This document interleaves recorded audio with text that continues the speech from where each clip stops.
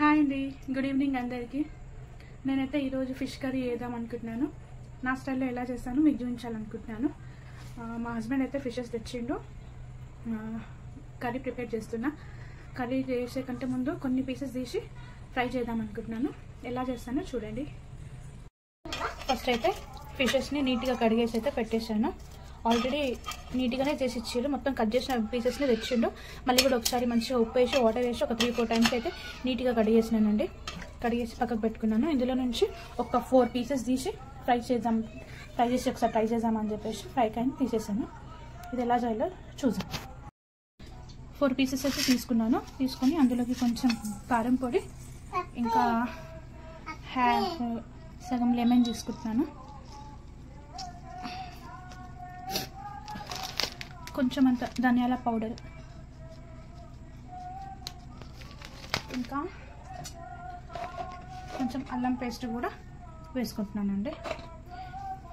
కొంచెం ఉప్పు, ఆల్రెడీ కారం పొడిలో ఉంది ఉప్పు కాబట్టి దానికి సరిపోయినంత కొంచెం పైనుంచి వేసుకుంటున్నాను. ఇవన్నీ కూడా బాగా మిక్స్ చేయాలి. మిక్స్ చేసి దీనికి సరిపడే కొన్ని వాటర్ యాడ్ చేయాలండి. వాటర్ యాడ్ చేసేసిన బాగా మిక్స్ చేసేసుకొని పీసెస్కి అయితే పట్టించుకుంటున్నానండి. మంచిగా పీసెస్కి పట్టించేసేసి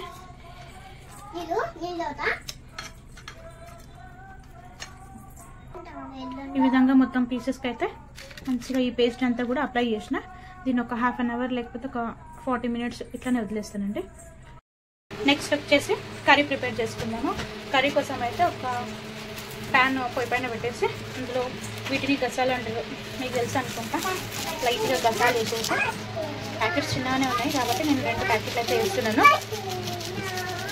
2 ప్యాకెట్ల పండు సౌండ్ చేయకండి. ఇంకా కొన్ని మెంతులు, ఇంకా కొంచెం లైట్గా జీలకర్ర, కొంచెం అంతా కొబ్బరి పౌడర్. స్టవ్ పైన ప్యాన్ పెట్టుకొని ఇవన్నీ వేసేసుకొని ఫ్రై చేయాలి. లైట్గా ఫ్రై చేయాలి. ఇవి తొందరగా వేగిపోతాయంటే దీన్ని అసలు మాడనీయకూడదు. ఇది ఫ్రై అవుతుంటేనే దీన్ని టేస్తే మంచిగా కనిపిస్తుంది. అసలు మంచిగా ఏమంటారు, స్మెల్ మంచిగా వస్తుంది. ఫ్రై చేసినవన్నీ కూడా మిక్సీలో వేసేసుకున్నాను. మిక్సీ జార్లో వేసుకున్నాను. పౌడర్ చేయాలి కదా, పౌడర్ తీసుకున్నాను. అవన్నీ కూడా మిక్సీలో వేసేసుకొని పౌడర్ అయితే చేసేసి రెడీగా పెట్టుకున్నానండి. కర్రీ కోసం అని చెప్పేసి చింతపండు కూడా మీడియం సైజ్ అంత నిమ్మకాయ అంత చింతపండుని కూడా నానబెట్టేసుకున్నాను ఒక 10 మినిట్స్ ముందే. మళ్ళీ స్టవ్ ఆన్ చేసి పొయ్యి పైన ప్యాన్ పెట్టేసి ఆయిల్, మామూలుగా ఆయిల్ ఒక 3 టేబుల్ స్పూన్స్ అంత ఆయిల్ వేసేసి అందులో మనము ఆనియన్స్,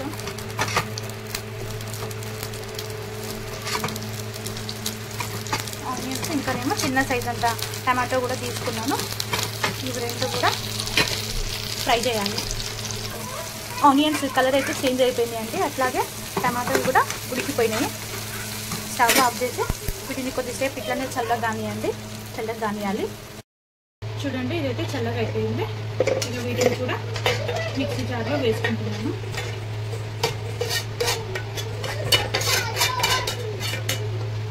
ఇక ఇందులో పసుపు, ఉప్పు, కారం అన్నీ కూడా ఇందులోనే వేసుకుంటున్నాను. మిక్సీ జార్లోనే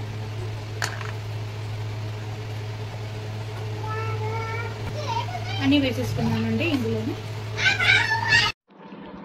ఇప్పుడైతే ఇంకా కర్రీ కోసం అని చెప్పేసి ఒక వెడల్పు కడాయి అయితే స్టవ్ పైన పెట్టుకొని అందులో ఆయిల్ వేసానండి. ఆయిల్ కొంచెం వేడిగా కావాలి. ఆయిల్ వేడి కాగానే 2 పచ్చిమిర్చిలు అయితే వేసాను. 2 వేసాను, ఎక్కువ వేయలేదు. ఎందుకంటే ఆల్రెడీ కారం నాకు సరిపోయినట్టు కారం వేసుకున్నాను కాబట్టి 2 పచ్చిమిర్చి వేసాను. ఇంకా అందులోనే నేను పేస్ట్ చేసి పెట్టుకున్న టమాటా, ఇంకా కారము, ఇంకా ఆనియన్ ఇవన్నీ కూడా పేస్ట్ చేసుకున్నాను కదా, అది కూడా వేసేసుకున్నాను. ఇక అది కూడా వేసేసుకున్న తర్వాతకి చింతపండు వాటర్ అయితే నాకు కావాల్సినన్ని వాటర్ యాడ్ చేసుకున్నాను. కర్రీకి సరిపోయినంత అన్ని చింతపండు వాటర్ యాడ్ చేసేసుకొని ఇంకా నేను స్టార్టింగ్లో పౌడర్ చేసి పెట్టుకున్నాను కదా మసాలా పౌడర్, అది కూడా ఇప్పుడే వేసాను. ఇప్పుడు వేస్తేనే అది మసులుతుంటే మంచిగా ఎక్కువసేపు పౌడర్ అనేది మంచిగా అందులో కలిసిపోతుందని చెప్పేసి ఇప్పుడే వేసేసి అయితే పెట్టుకున్నాను. నేనైతే ఈ కర్రీ విలేజ్ స్టైల్లో ట్రై చేస్తున్నాను. ఒప్పుకుంటే మీరు కూడా ఒకసారి ట్రై చేయండి. టేస్ట్ అనేది చాలా బాగుంటుందండి. ఇది 2 డేస్ తిన్నా కూడా 2 డేస్ వరకు టేస్ట్ చాలా బాగుంటుంది. ఇక ఇది అయితే మసలని చెప్పేసి పక్కకు పెట్టేసి పక్కకి చిన్న ప్యాన్ తీసుకొని నేను ఆల్రెడీ ఫ్రై కోసం అనేసి 4 పీసెస్ అయితే తీసి పెట్టుకున్నాను కదా, ఆ పీసెస్ అయితే ప్యాన్లో ఆయిల్ వేసేసి ఆయిల్ వేడి కాగానే ఈ పీసెస్ అయితే ఇందులో వేసేసుకున్నాను. 4 మొత్తం కూడా వేసేసుకొని ఎవ్రీ 2 మినిట్స్కి ఒకసారి అన్నట్టు అటు ఇటు టర్న్ చేస్తున్నాను. ఒకటే సైడ్ పెట్టేసి అది మొత్తం మాడిపోగలదని చెప్పేసి 2 సైడ్ బాగా ఉడకాలి కదా, అట్లా అని చెప్పి అటు ఇటు టర్న్ చేశాను. మొత్తానికైతే ఇది ఇలా బాగా మెత్తగా ఫ్రై అయిపోయింది. చూడండి, మంచిగా అయితే అయిపోయింది, మెత్తగా ఫ్రై అయింది. ఇది మొత్తానికైతే రెడీ అయిపోయింది. ఆ తర్వాతకి పక్కన చారు మసులుతుంది కదా, ఇది ఫ్రై అయ్యే వరకు చారు కూడా బాగా మసలేస్తుంది. ఇక మసులుతుంది కాబట్టి ఓపెన్ చేసేసి పీసెస్ అయితే మెల్లగా వేసేసుకున్నాను, 1 by 1 అన్నట్టు. పీసెస్ అన్నీ వేసుకున్న తర్వాత లైట్గా ఒకసారి స్పూన్ తీసుకుంటే కలిపేసాను. ఇది బాగా మసలాలి. చూడండి, ఆల్మోస్ట్ కర్రీ అయితే దగ్గరికి అయిపోతుంది. ఈ టైంలో నేను లైట్గా గరం మసాలా పౌడర్, ఇంకేమో ధనియాల పౌడర్ యాడ్ చేసుకున్నాను.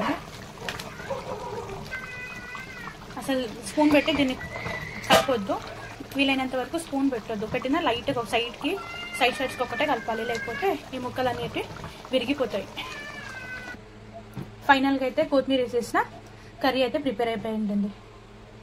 ఇంతే అండి వీడియో నచ్చితే లైక్, షేర్ అండ్ సబ్స్క్రైబ్.